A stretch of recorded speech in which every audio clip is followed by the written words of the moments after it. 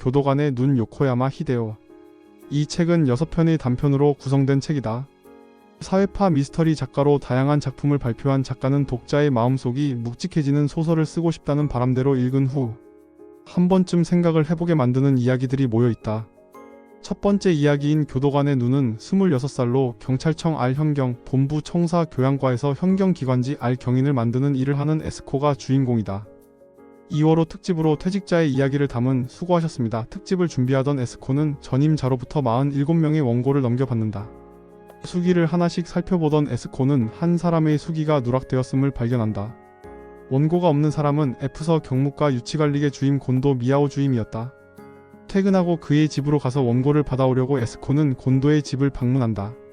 그러나 곤도는 집에 없고 아내가 그에 대한 이야기를 들려준다.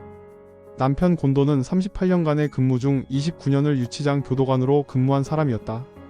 경찰학교부터 형사를 꿈꿔왔지만 경찰학교 성적이 꼴찌여서 형사과에 배정받지 못한 그는 교도관으로 일하지만 마음만은 형사인 사람이었다.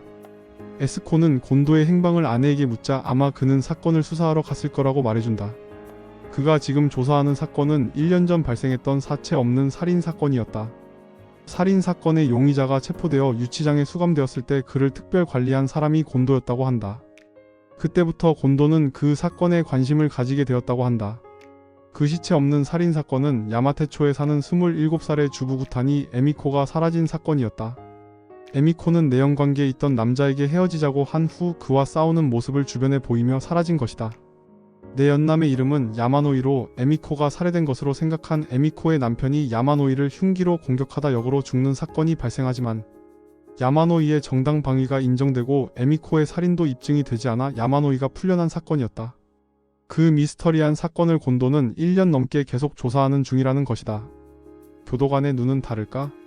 교도관의 눈으로 본 야마노이는 진짜 범인인 것일까?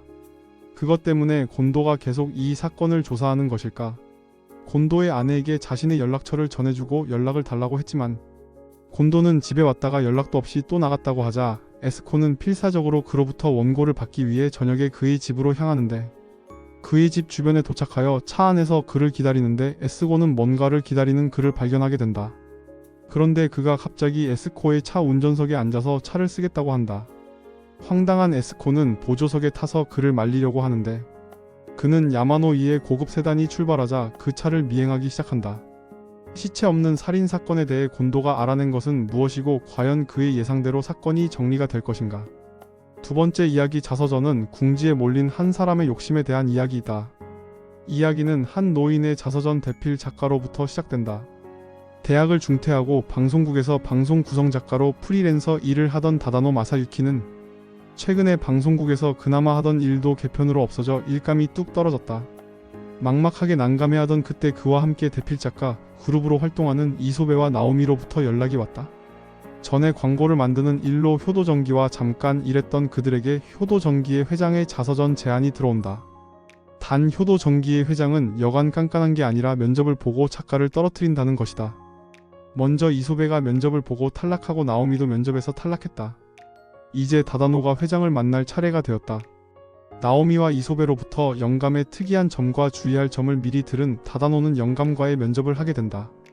이 일을 따야 300만엔을 받을 수 있게 되므로 다다노에게는 아주 중요한 일이었다. 면접일엔 비가 내리고 회장 효도 고자 부로는 의자에 앉아 다다노에게 이런저런 것들을 물어본다.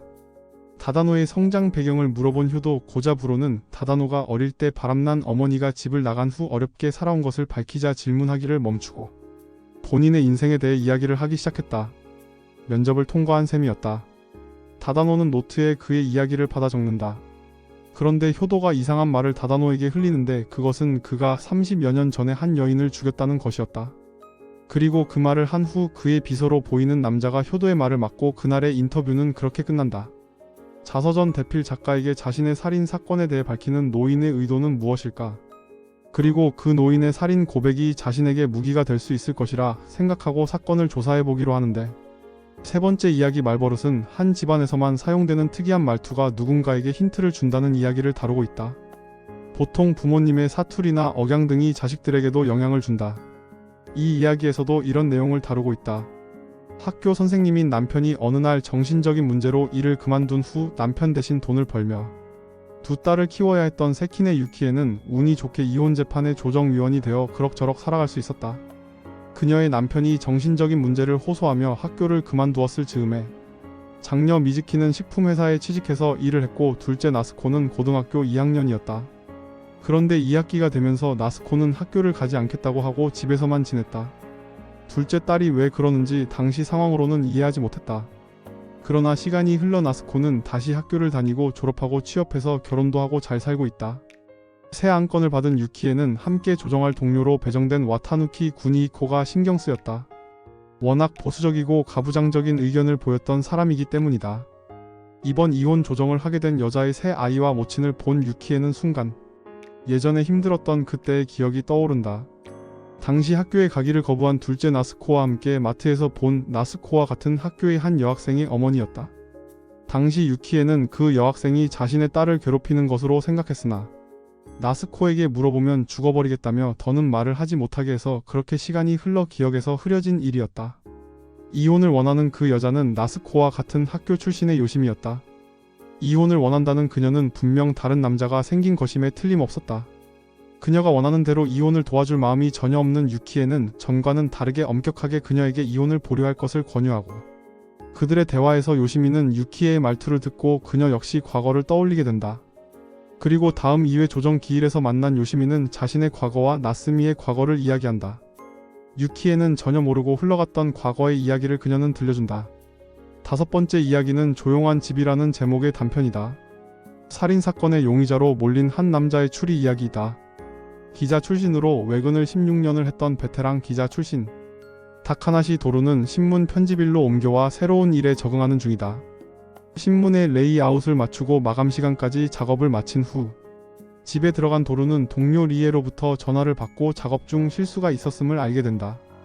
26일자 신문 작업을 마쳤는데 25일에 끝나는 사진 전시회에 광고가 들어가 있다는 것이다. 상부에 보고해야 하나 아니면 아무도 모르게 흘러가 조용히 덮일 것인가. 고민하던 도노는 다음날 아침 일찍 신문사로 출근한다. 그런데 다른 오보 사건이 발생해 회사는 이미 난리가 난 상태여서 도노의 실수는 누구도 신경 쓰지 않을 것으로 보였다. 그래도 혹시나 하고 도노는 전시회가 열리는 곳에 가보았더니 사진사의 친구가 전시회를 열고 신문의 오보 때문에 하루 더 전시를 하게 되었고 친구인 사진가 스가이는 어제 술을 잔뜩 마시고 아마 지금 집에서 자고 있을 것이라고 했다. 도노는 자신의 실수를 알리기 위해 스가이의 집에 가서 초인종을 눌러보지만 집에선 아무 인기척이 없다. 우편물을 넣는 함에 실수가 있었던 신문 페이지를 보이게 접어넣고 거기에 자신의 연락처를 올려놓고 돌아갔다. 그리고 신문사로 복귀한 도노에게 전화가 걸려온다. 자신이 스가이라는 사진사인데 정정보도를 내라며 도노를 몰아붙였다. 너무나 강하게 몰아붙이고 상사를 바꾸라고 하니 도노도 상사인 가마치에게 전화를 돌렸다. 그리고 화가 난 가마치는 정정보도를 내라고 명령했다. 그렇게 일단락되는 줄 알았다. 그런 일이 있은 후 열흘이 지난 어느 날 형사가 찾아와 도노에게 임의 동행을 요구했다. 스가이가 살해되었다는 것이다. 살해 추정 시간은 분명 자신에게 정정보도를 내라고 전화한 후에 살해된 것으로 보였다. 그런데 만약 그게 아니라면? 도노는 이 이상한 알리바이의 오류를 추리로 풀어간다. 짧은 단편이지만 재미있게 읽은 책이다. 일본 단편 소설을 좋아하는 분들이라면 꼭 읽어보길 권한다.